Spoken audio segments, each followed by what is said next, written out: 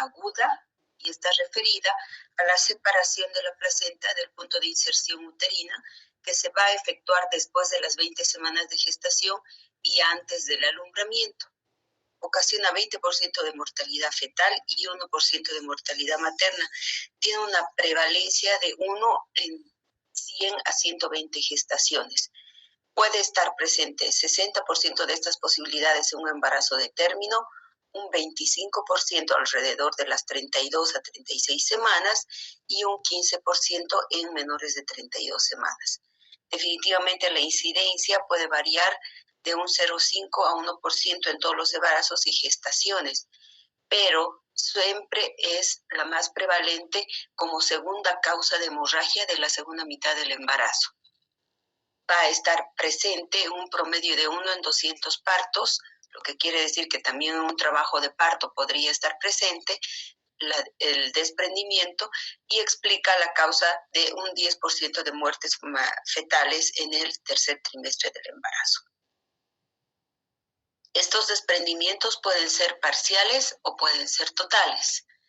Dentro de los factores de riesgo que deberíamos conocer, principalmente el antecedente de un desprendimiento en una gestación anterior incrementa un riesgo de 8 a 12 veces la posibilidad de ocurrencia del incidente, lo que quiere decir que la historia clínica, al indagar la posibilidad de un desprendimiento, ya sea un embarazo de término, en el trabajo de parto e incluso, dice la literatura, en una hermana de consanguínea directa, incrementa la posibilidad de un riesgo de 8 a 12 veces la ocurrencia del incidente.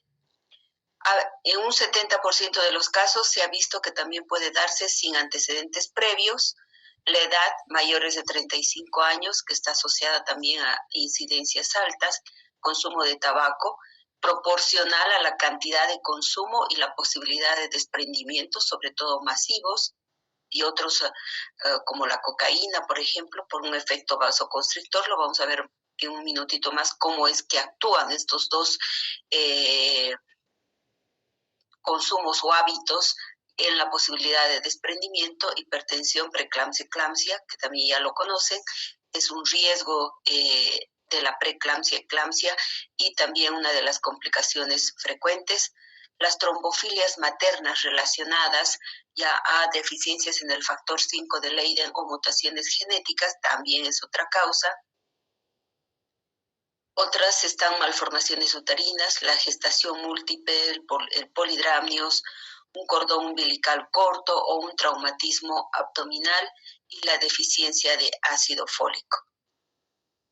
Entonces, cuando nosotros tenemos todos estos antecedentes o tenemos una paciente que se ha venido a la emergencia con la posibilidad de un desprendimiento, debemos ver que el desprendimiento puede ser en una primera instancia por un trauma de abdomen que vaya a provocar en un 40 a 66% de posibilidades en accidentes de coche o violencia de género, que hoy en día es muy común en nuestro medio, que hay que ver la posibilidad de un trauma también por caídas, intento de homicidio, suicidios, ya traumas penetrantes que se dan a nivel del abdomen o la exposición a tóxicos. Pero el trauma tiene una certeza o posibilidad de ocurrir un desprendimiento de un 40% cuando éste tiene una acción directa sobre el abdomen. El consumo de cocaína y otras drogas de abuso pueden atravesar fácilmente la barrera hematoplacentaria.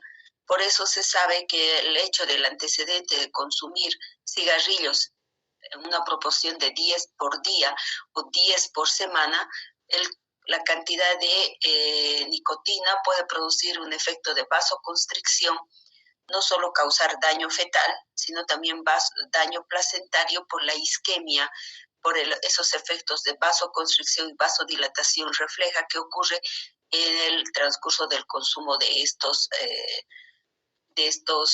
drogas. La hipertensión crónica o el síndrome hipertensivo del embarazo incrementa hasta 5 veces la posibilidad de un desprendimiento. Sabemos muy bien que comparadas con mujeres que son normotensas, de que los cambios de presión, las subidas, bajadas de presión, ocasionan este riesgo. Dentro de la preeclampsia se ha llegado a la posibilidad de que puede haber desprendimientos parciales, pueden llegar hasta un 3%, así también en aquellas preeclampsias que estén presente criterios de severidad, debido a que hay un aumento de flujo, aumento de resistencias en el flujo de las arterias uterinas, que eso se devela por una ecodoppler. Vemos los índices de pulsatilidad elevados en las arterias, vemos también criterios de hipertensión alta, plaquetopenia, puede ir con proteinuria.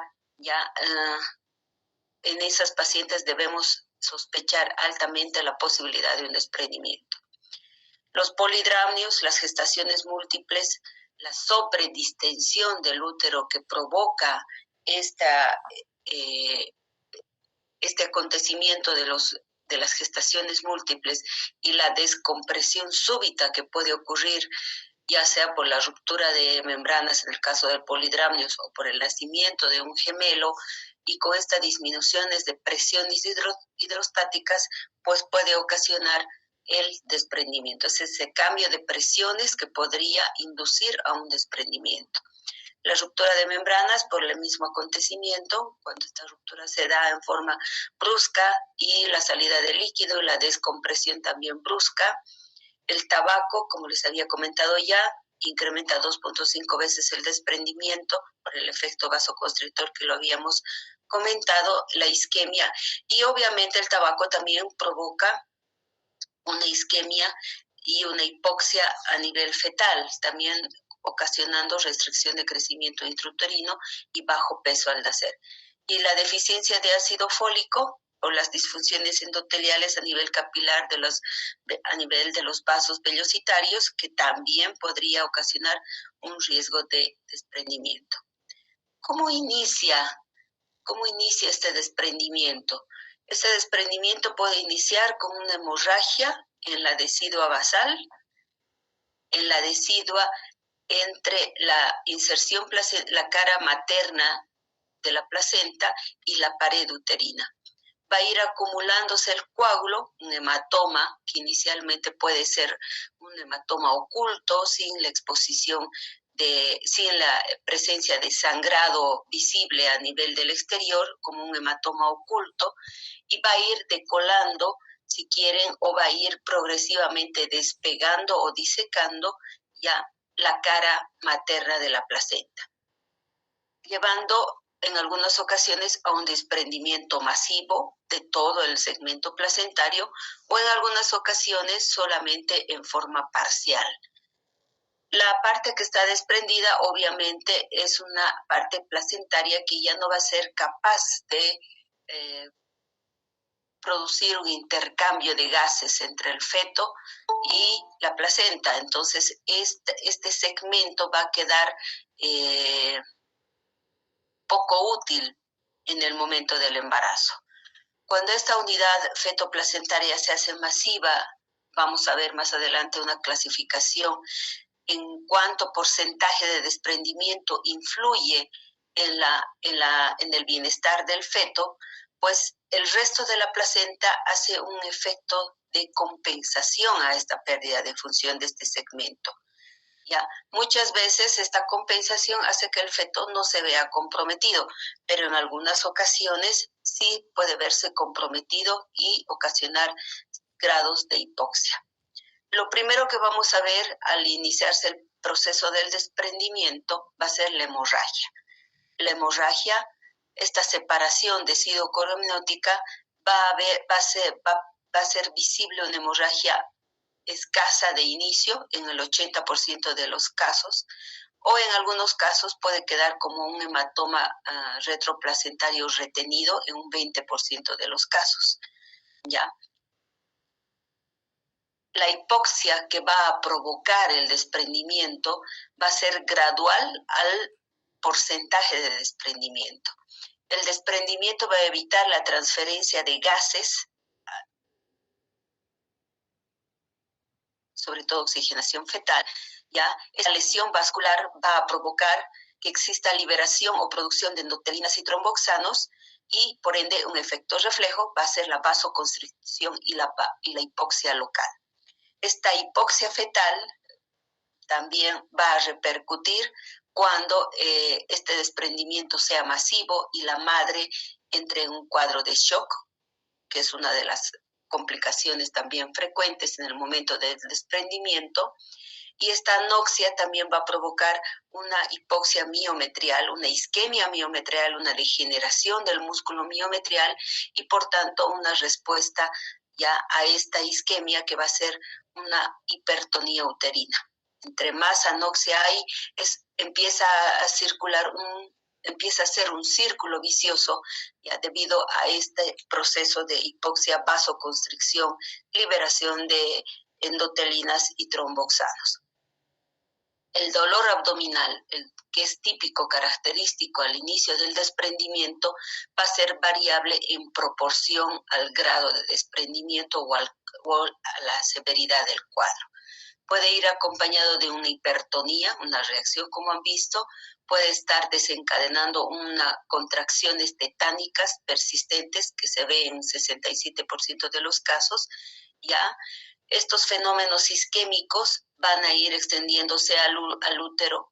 El hematoma en sí va a provocar una extravasación de sangre y coágulos que va a empezar a infiltrar todo el miometrio, aumentando la hipertonía, y esta infiltración no solo se va a ver a nivel del útero, a nivel del músculo miometrial, sino también puede extenderse a los ligamentos anchos. Y cuando esto ocurre, pues el útero queda con esta imagen característica de infiltrado, ya llamado el útero de Cuvier. Este útero es flácido, un útero que no se contrae, un útero casi negro, ya que muchas veces termina en una histerectomía cuando se lo evidencia. La teoría que más se acerca a este efecto de la hemorragia y proceso inflamatorio en el desprendimiento prematuro de placenta es que la trombina es el efecto que va a ocasionar todos estos acontecimientos. La trombina es un potente agente uterotónico, o sea, que provoca una contracción tetánica en el útero. Reduce o bloquea, si quieren, los receptores de progesterona a nivel de las células deciduales. Al reducirse la progesterona a nivel residual, pues incrementa la contractilidad uterina. No se olviden que la progesterona tiene un efecto de quiescencia, de lasitud. Permite que el útero mantenga un tono, pero sea una contracción de tono basal, que no impida el intercambio de gases entre la placenta y el producto. Al bloquearse estos receptores deciduales, obviamente incrementa el efecto de contractilidad de la placenta. La trombina, estas extravasaciones sanguíneas provocan el dolor, el útero de Cuvier, como hemos visto, el proceso de formación, la lesión vascular decidoplacentaria que se va a ver que provoca la hipoxia. Esta hipoxia es la que libera más trombina, desbloquea la progesterona, incrementa la hipertonía y la dinámica uterina, hacen unas hipersistolias persistentes y obviamente esto también desencadena la síntesis de prostaglandinas y dolor. O sea que a raíz del hematoma se desencadena toda esta serie de eventos ya que van a ir a manifestar con el dolor intenso en la paciente o contracciones de hipersistolia. La hipoxia en el feto también va a provocar ya la liberación de ciertos factores angiogénicos que hay a nivel de la placenta, y uno de los más importantes es el factor de crecimiento endotelial vascular, y este tiene de por sí ya un efecto de lesión tisular e hipoxia en la pared vascular, ya. Se dice que el flujo sanguíneo uteroplacentario disminuido no solamente va a provocar la hipoxia, sino también la liberación de radicales libres, otra vez una cadena de lesiones a nivel vascular de la decidua, liberación e incremento de este factor tisular que es angiogénico, ¿ya? Y que simultáneamente con el factor de crecimiento endotelial liberan más trombina, y otra vez la trombina desencadena el desprendimiento, un proceso inflamatorio, ¿ya? Y también otra vez la trombosis en la placenta. Entonces, todo este proceso se convierte en un círculo vicioso. más hipoxia, más liberación de radicales, más liberación de factor tisular, más liberación de trombina, proceso inflamatorio, más formación de coágulo, más formación de trombo. Es un círculo vicioso continuo que se va a ir dando. Definitivamente la trombina es la que ha sido más estudiada como el papel protagónico, si quieren, en la patogénesis del desprendimiento, la expresión de la metaloproteinasas a nivel de la matriz que inducen la liberación de citoquinas inflamatorias, proceso inflamatorio. Vamos a ver incremento de las interleucinas 8, ya necrosis tisular con degradación de la matriz extracelular. Entonces la trombina produce todo este efecto. La trombina produce una activación de la cascada de coagulación, liberando más tromboplastina, que se hace un círculo vicioso que no solo provoca el desprendimiento, sino también que desencadena ya la posibilidad de generación de la coagulación intravascular diseminada debido a ese proceso de degradación del fibrinógeno. Estas pacientes que presentan hemorragias a veces masivas con el proceso del desprendimiento van a ir a provocar un shock hipovolémico que puede agravarse con la coagulación intravascular diseminada. Entonces, fíjense, hay las dos vías por las que la paciente, de alguna forma, cuando presenta un cuadro de desprendimiento, va a ir a un cuadro de coagulación intravascular. Ese es el riesgo más agresivo en la paciente, porque se hace un círculo vicioso que cuando vemos un cuadro de coagulación intravascular, muchas veces la mortalidad de esa paciente es alta, más del 70%. Este cuadro de coagulación intravascular diseminada vamos a tenerlo presente de seguro cuando el desprendimiento supere al 50% de la superficie placentaria, ¿ya? Y asociada, obviamente, a un 20% de muerte fetal en esa misma paciente. Empieza con pérdida de bienestar fetal y al final termina con el óbito fetal. Entonces, como ven, es una serie de acontecimientos que cuando se inicia en el proceso fisiopatológico no cede, sino hasta llegar al deceso de la paciente. Es así que el diagnóstico debe ser clave en este tipo de cuadros. Es importante indagar mediante la anamnesis el tiempo de evolución del sangrado, el dolor persistente que puede tener la paciente, la presencia de contracciones persistentes, continuas, sin fases de relajación, ¿ya? Y esa es la parte de la tríada clásica que vamos a encontrar en el TPPNI. La metrorragia, que puede ser muy variable, escasa o masiva, dependiendo del grado de desprendimiento.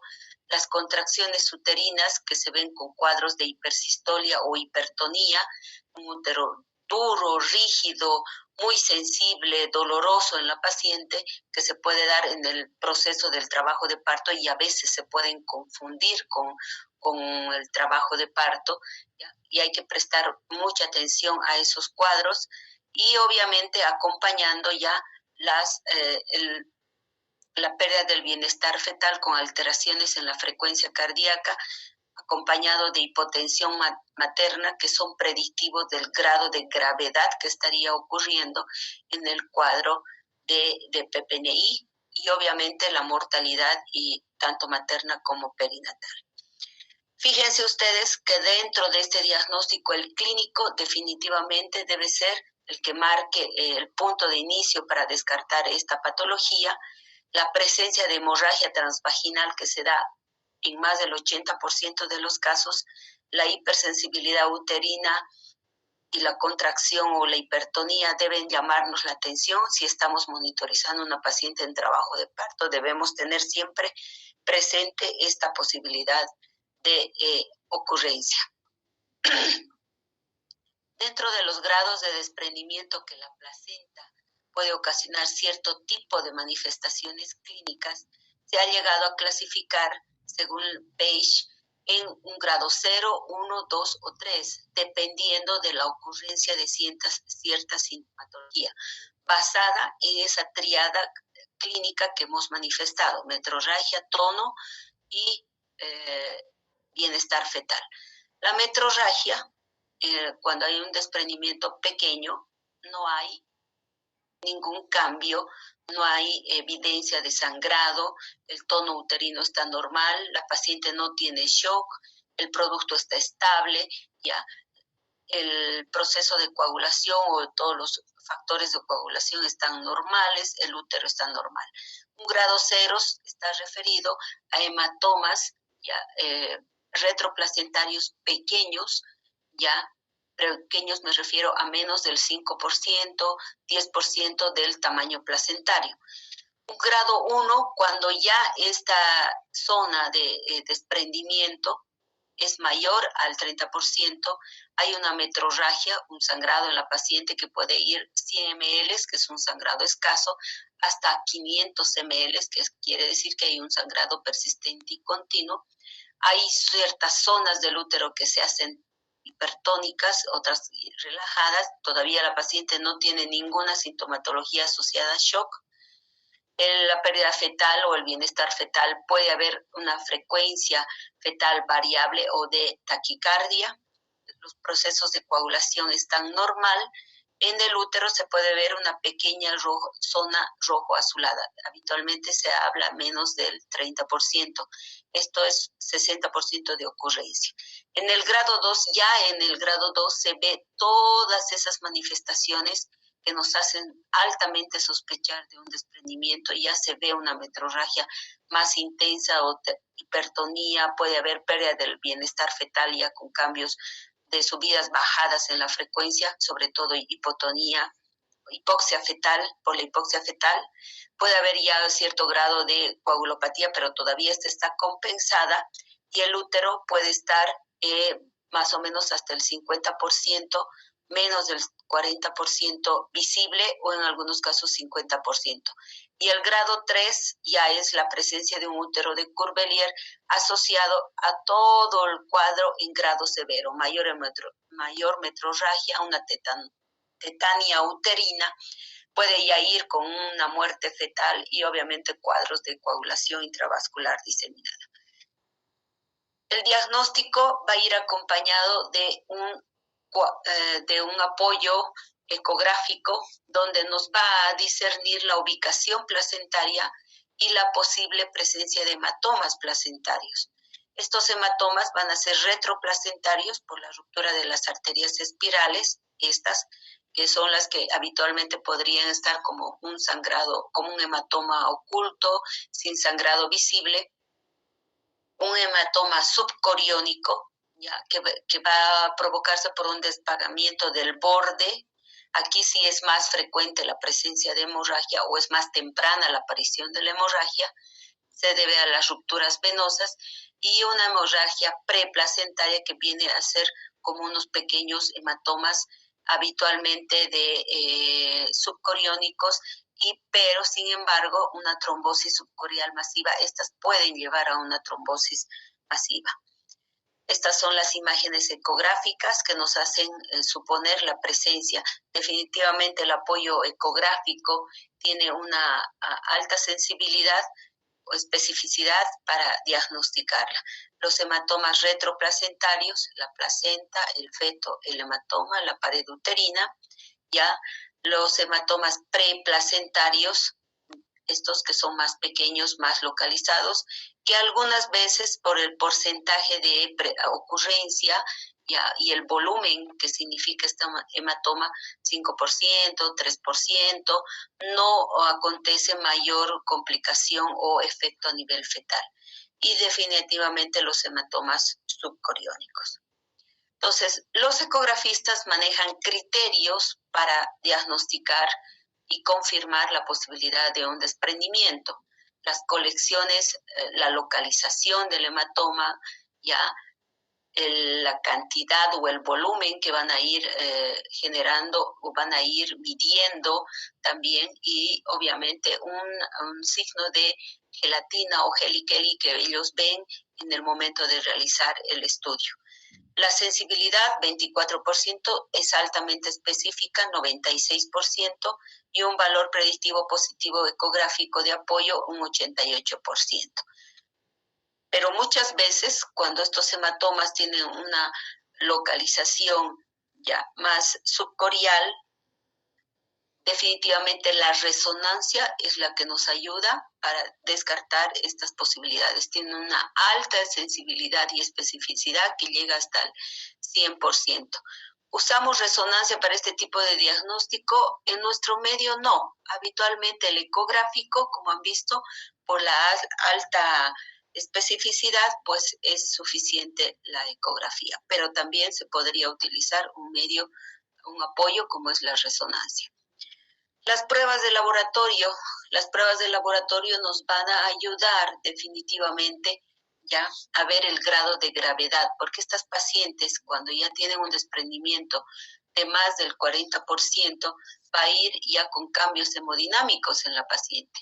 Vamos a poder identificar cambios a nivel del hematocrito, una leucocitosis, una plaquetopenia, elevación de los tiempos de protrombina, y definitivamente el fibrinógeno y los productos de la degradación de la fibrina son los que nos van a ir a marcar el grado de gravedad o la posibilidad de presencia de un SID, de una coagulación intravascular diseminada. Ya, por eso es importante que dentro de la batería de exámenes que realicemos a nuestra paciente con la sospecha de DPPNI, no solo debe ir inmerso el hemograma, sino también estudios de tiempos de protrombina, TPTA, que es la tromboplastina activada, fibrinógeno, dímero D, ya productos de la degradación de la fibrina, pruebas de función hepática, transaminasas y función renal. Fíjense ustedes, ya, que durante la mujer embarazada, el fibrinógeno, por el mismo embarazo, tiene concentraciones mucho más elevadas, que van a llegar hasta 400 y 600 unidades, que estaría dentro del rango de normalidad. Pero cuando nosotros encontramos valores de fibrinógeno iniciales menos de 200 miligramos decilitro, pues estamos frente a la posibilidad de una hemorragia o un cuadro hemorrágico ya severo y la posibilidad de un inicio de un diagnóstico de coagulación intravascular diseminada. Entonces, el tener las concentraciones de fibrinógeno bajo, menos de 200, cuando hablamos incluso en algunas literaturas habla hasta de 150 miligramos, estamos 100% la posibilidad de que esta paciente nos está haciendo una coagulación intravascular diseminada. Y obviamente la elevación de los productos de la degradación de la fibrina, el tiempo de tromboplastina parcial activado prolongado, ya, y cifras de dímero D mayores a 100 microgramos por ml, definitivamente nos van a ir a confirmar la posibilidad de este cuadro tan severo como es la coagulación intravascular diseminada. Entonces, cuando estas placentas son estudiadas y enviadas para su análisis, macroscópicamente nosotros podemos visibilizar la cara materna placentaria con la presencia de un coágulo de forma variable, total o parcial, dependiendo de la evolución de la presencia del hematoma. Podemos evidenciar microscópicamente que esas vellosidades se encuentran rotas con edemas, las vellosidades a nivel placentaria, la decidua con zonas de necrosis, dependiendo, trombosis incluso, ya, y zonas degenerativas. El diagnóstico diferencial, trabajo de parto, como les decía, porque esta es una entidad que puede presentarse en ese proceso de evolución del trabajo de parto, diagnóstico diferencial con la placenta previa, con la ruptura uterina, pero en la ruptura suele ser más súbita, con la aparición de primero las alteraciones de la frecuencia cardíaca o el bienestar fetal, hemorragia y el cese de las contracciones uterinas y la hipotensión y taquicardia materna de inicio súbito, pues nos hacen pensar en esa posibilidad de una ruptura.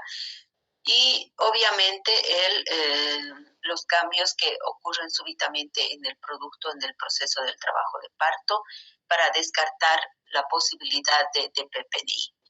Ruptura de vasa previa, que es una entidad que sí se puede dar cuando los vasos no están, transcurren, mejor dicho, a través de las membranas y no a través del cordón. Y patologías cervicales asociadas, procesos de cáncer, procesos de infección, cervicitis, procesos o enfermedad trofoblástica, también que podría hacernos pensar tiene que ser parte, mejor dicho, del diagnóstico diferencial del DPPNI. ¿Cuáles son las complicaciones más severas? Ya lo hemos ido repitiendo, ya la coagulopatía de consumo, el útero de Curbelier y la insuficiencia renal.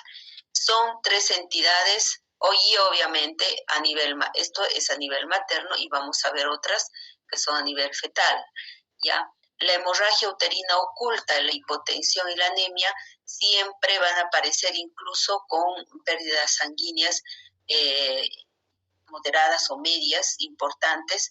Hay un proceso de síndrome de Sheehan que se puede dar incluso por ese proceso de hemorragia masiva que se puede dar debido a que este hematoma ya va a ir a desencadenar un cuadro hipovolémico con shock que va a ir directamente a muerte materna, falla renal, no solo renal, a nivel hepática hipofisiaria o a una coagulación intravascular diseminada. ¿Cómo ocurre la coagulación? Ya hemos visto inicialmente la formación del hematoma decidual, ya la placenta alberga grandes cantidades de tromboplastina y estas pasan a la circulación materna y en la circulación materna pues van a ir a formar microtrombos y estos microtrombos van a provocar ya el desencadenamiento de la activación de la coagulación vía extrínseca, por ende ya mayor consumo de fibrinógeno por el efecto fibrinolítico, ya, y esto va a producir un agotamiento de todo el fibrinógeno, va a ir reduciéndose el fibrinógeno y al reducirse el fibrinógeno al mismo tiempo sabemos que por ese proceso de formar coágulo, degradar coágulo, formar coágulo y degradar coágulo, pues va a ir a liberarse mayor cantidad también de productos de la degradación, que de estos tienen un efecto antitrombina, inhiben la trombina, la agregación plaquetaria, inhiben la polimerización de la fibrina y provocan más hemorragia. O sea, empieza a formarse el círculo. Al mismo tiempo se van consumiendo los factores de coagulación, principalmente 5, 7, 8 y las plaquetas se van consumiendo cada vez más y la trombina que empieza a hacer todos los efectos que ya habíamos mencionado. Entonces esta coagulación vascular indeseminada puede darse incluso con inicialmente por un lado y por el otro la hemorragia aguda que va a provocar el cuadro de shock. La insuficiencia renal se va a dar también muy frecuente, sobre todo con cuadros de hemorragia, ya que va a producir la necrosis cortical a nivel renal. Obviamente estas pacientes con necrosis a nivel renal, insuficiencia renal, tienen que ir a hemodiálisis porque sus cuadros urémicos las pueden llevar también a una alta mortalidad en el lapso de 7 días, o puede ocurrir una necrosis tubular que es más aguda cuando el cuadro de hemorragia es muy masiva y severo, ya, y esta isquemia que se va a producir por el efecto del shock hemorrágico, obviamente va por efecto de la disminución de la presión por la depresión de sangre, va a predisponer a que esta paciente también pueda sufrir un cuadro de mortalidad alta. Estas pacientes pueden equilibrarse si nuestra acción es inmediata con la dotación de líquidos y evitamos esta insuficiencia renal de forma aguda, evitando la necrosis tubular por estos cuadros de hipotensión e isquemia que puede darse. Las lesiones necróticas también se van a dar en hígado, en glándulas suprarrenales y en glándula pituitaria. Por eso les decía que algunas madres van a presentar un síndrome de Sheehan debido a estos cuadros de hipotensión severa, a la hemorragia o cuadros de shock. Y dentro de las complicaciones fetales, la posibilidad de morbimortalidad es alta por la hipoxia, la asfixia y productos que, si en algún caso el hematoma no llegara a comprometer tan severamente al producto y continuar el embarazo, pues hemos visto que el bajo peso y la prematuridad van a ser otras de las complicaciones. Pero la mortalidad, así como les había mencionado inicialmente, ya 12 a 20%, más del 50% de muertes perinatales que se dan in útero están relacionadas con DPPNI por la asfixia que produce, ya porque hay un desprendimiento del 50% de la placenta. La conducta. Una vez realizado la anamnesis y realizado todos los diagnósticos diferenciales en esa paciente, el manejo de este cuadro tiene que ser inmediato.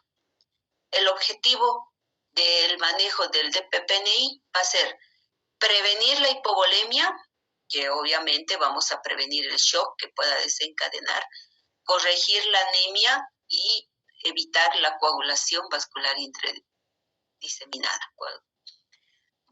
Nuestro objetivo va a ser mantener niveles de hemoglobina que van a ir alrededor de los 10 gramos de decilitro o una hematocrito que va a ser superior al 30%. Entonces, nuestras medidas generales frente a un diagnóstico de sospecha debe ser inmediatamente el ingreso hospitalario, la valoración obstétrica fetal, el control hematológico y la administración inmediata de accesos venosos con soluciones de Ringer lactato y una sonda Foley.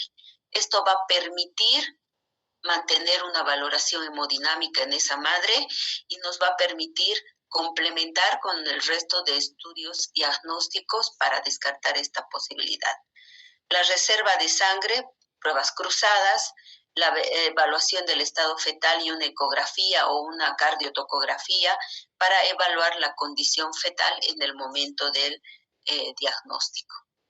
Vamos a manejar un tratamiento conservador, se va a individualizar cada caso, debido a que no todos los hematomas o los hematomas de desprendimiento van a ser más del 50%. Obviamente estos hematomas donde vamos a manejar un tratamiento conservador van a ser una proporción de menos del 50%.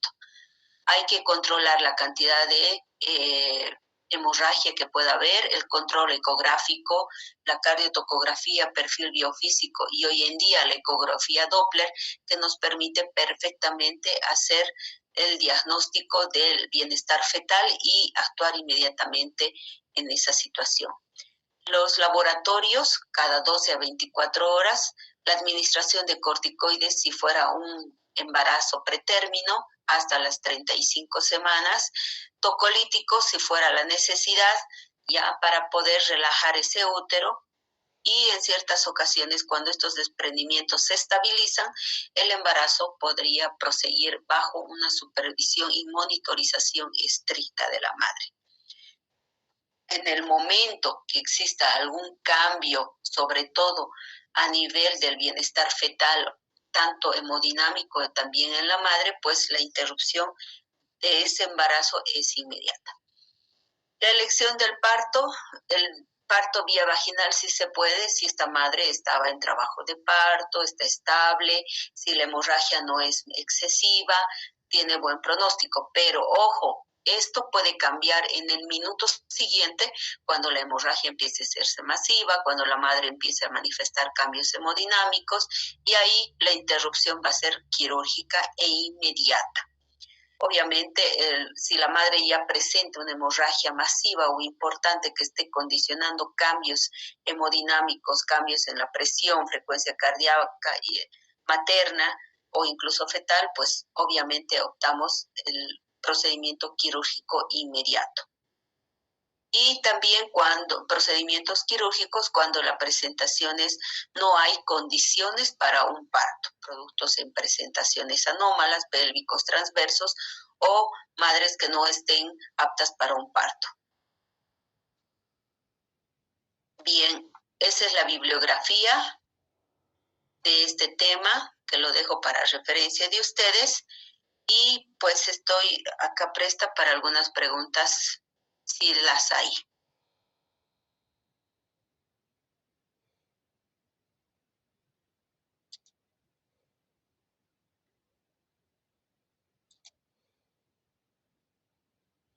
¿Hay preguntas, chicos?